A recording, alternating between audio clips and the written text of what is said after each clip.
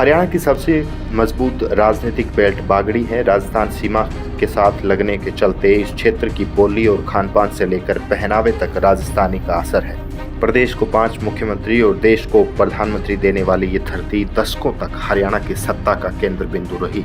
इसलिए यहाँ के मतदाता अच्छी राजनीतिक समझ रखते हैं और शह मात के खेल को बखूबी समझते हैं।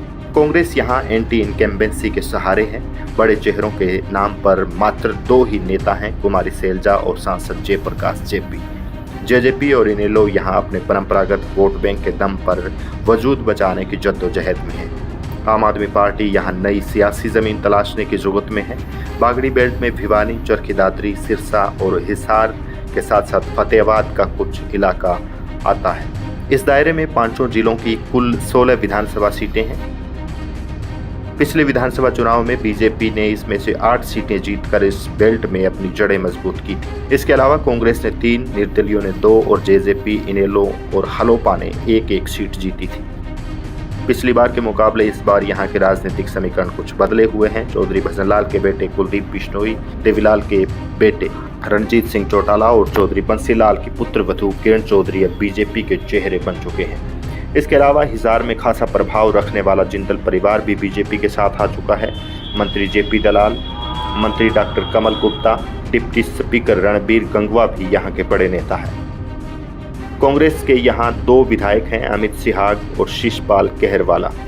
पिछली बार किरण चौधरी तोसाम से कांग्रेस टिकट पर विधायक बनी थी, लेकिन अब वह पद से इस्तीफा देकर बीजेपी की राज्यसभा सांसद बन चुकी है।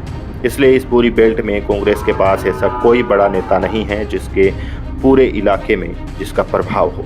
पूर्व सीएम भूपेंद्र सिंह हुड्डा और सांसद दीपेंद्र सिंह हुड्डा ने जरूर इस इलाके को साधने के लिए बड़े बड़े सम्मेलन किए हैं। बागड़ी बेल्ट जाट बहुल्य है। अधिकतर सीटों पर जाट समाज के मतदाता निर्णायक स्थिति में है। इसके अलावा बिश्नोई, राजपूत, यादव, कुम्हार समाज के मतदाताओं की संख्या भी यहाँ खासी है।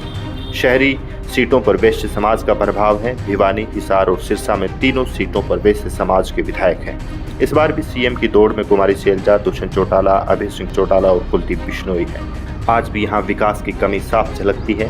सबसे बड़ा मुद्दा नहरी पानी कम मिलना है। कुछ इलाकों को छोड़ दे तो जमीन कम उपजाऊ है और टेल तक नहर का पानी नहीं पहुँच पाता।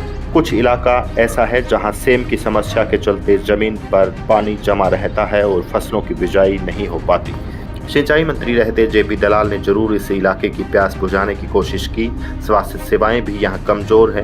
कोई बड़ा स्वास्थ्य संस्थान नहीं है, इसलिए यहाँ के लोगों को गंभीर बीमारियों के इलाज के लिए राजस्थान जाना पड़ता है। रोजगार, नौकरी और कोई बड़ा उद्योग स्थापित हो पाना भी लोगों के बड़े मुद्दे हैं। बहरहाल अब देखना होगा कि इन तमाम मुद्दों की दांव पेच के बीच में जनता किन नेताओं पर भरोसा जता पाती है।